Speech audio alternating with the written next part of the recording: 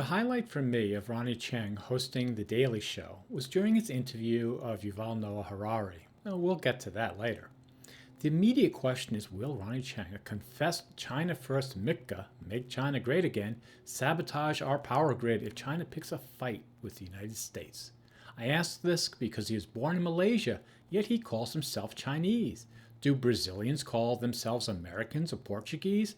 Because Brazil is to the United States south as Malaysia is to Beijing. But okay, Chieng is Chinese. He was born 5,000 kilometers away from Beijing, but he identifies as Chinese. The CCP believes every Chinese person is Chinese first, and if they have a US passport, it doesn't matter because they're Chinese first. So Chieng is saying if China is attacked, he will come up in the middle of the night and cut the charging cable to my Tesla. Or maybe he'll storm the beaches of Taiwan. I don't know. He's a comedian. I don't think he's going to be very useful. And it's hard to know what some comedians think, especially those who don't think at all. He does a joke about Germans doing forced medical experiments on people. That was 80 years ago. Why go that far back in the murky past? What about the Chinese experimenting and performing forced organ donations on the Falun Gong group? Why do an old joke when you can do a new joke that might save someone's kidney? Or why doesn't Chieng go back to Asia where the government's favorite comedians who tell silly jokes? Or maybe that's his plan. Now listen, all you nice people out there, this is satire. If my American coffee is too strong, throw it out and go elsewhere. I'm sure Ronny wouldn't cut the cable to my Tesla. I'm too poor to afford one. And when I shop, some Asian has already bought the last one. I don't believe Ronny Chieng spent more than 5 minutes preparing for his interview of Yuval Harari. Instead, he made the kind of comments you might hear from a kid in high school who didn't do his homework and had no interest in the class. And that would be fine with me if he was funny. I used to be one of those kids. But I didn't take my lame act onto a TV show with millions of viewers, where I was paid a lot of money to entertain. Ronny Chieng first suggests it's a bad book for children. Then he says human progress is hopeless. Then he says it's a book for stupid adults. Then he says Harari never takes sides, never says what he doesn't like. I don't even know how to comment on that level of nonsense. Then Chieng wants to know what makes Harari mad. And to Harari's credit, he doesn't say interviews like this. Ronny Chieng was neither funny nor insightful. He was just stupid. Well, a lot of The Daily Show is stupid. That's why I'm here. A voice in the wilderness pointing it out. Here's your 6 minutes of stupid. Why dilute it? Thanks for joining me. I've been, Good to be here. Watching your stuff for the last over 10 years, since before I came to America. Love it. You kind of specialize in dealing with the history of humanity and the rise and falls of civilization.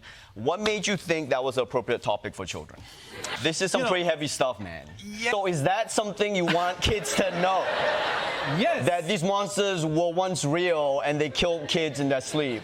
It's programmed. So if you can't do anything to stop it, then what are you telling people? You can stop it, having greater control of your life. Those are good examples, but I'm going to quote your book here. Yes. Please. Let's get to the chapter in this children's book called Diarrhea Days. Oh. Where, I quote, someone who got diarrhea couldn't keep down any food or water, and sometimes they died from it. Is this something you really want kids to know?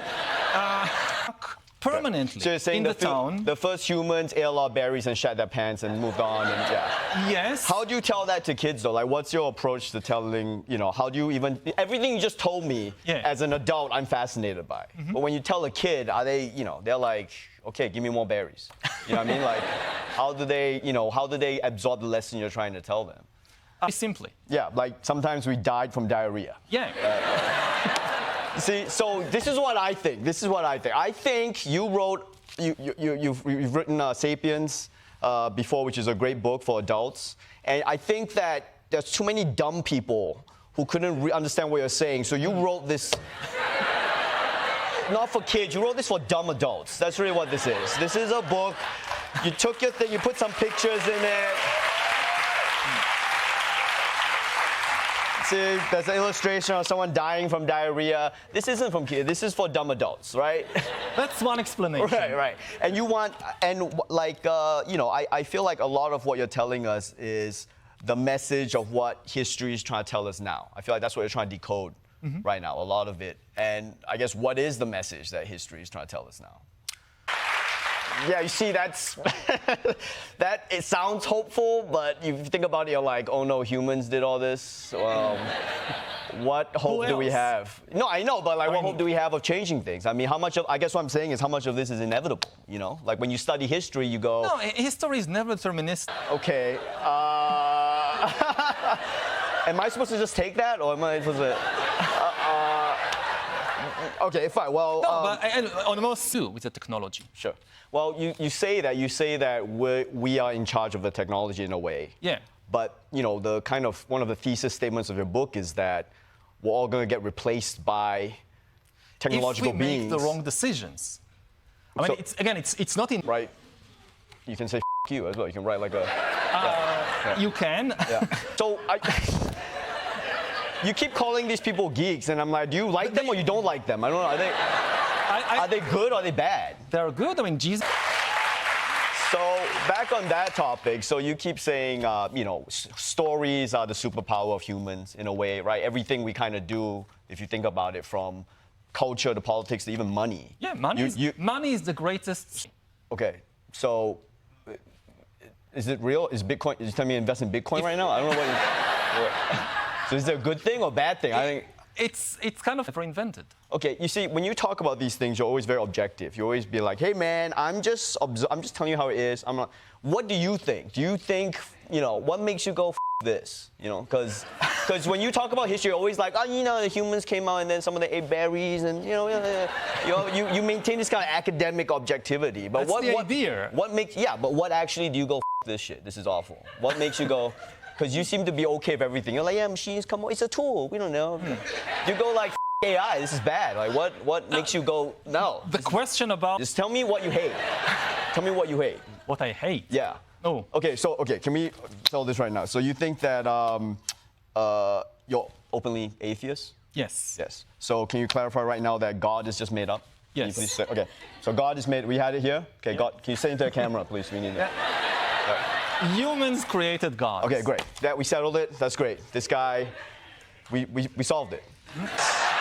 Just let it ride. Just go. This sucks. We need more.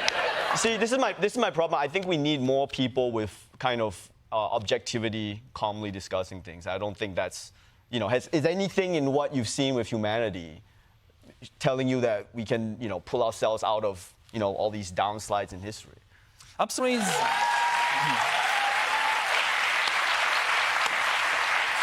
I think you're converting people to your religion right now. The idea is that I'm not hopeful. One last question. One thing I really enjoy about your work is that you like to tie kind of current modern behavior to like our evolutionary beginnings.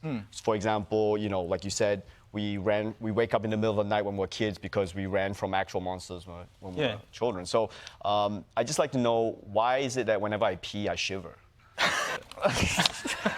All right.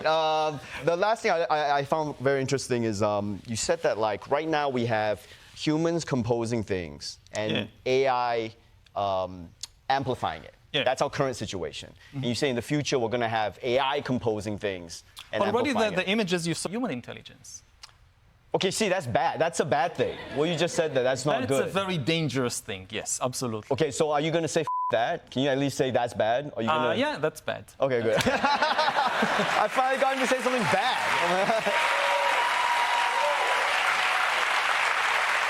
Okay, I don't know. I guess I'm equal parts hopeful and pessimistic about the future. I'm sorry. That's a good stance. It's a balanced stance, yeah. All right. Thank you so much for speaking to me. Unstoppable Us, Volume 2 is available now. Yuval Noah Harari, everybody.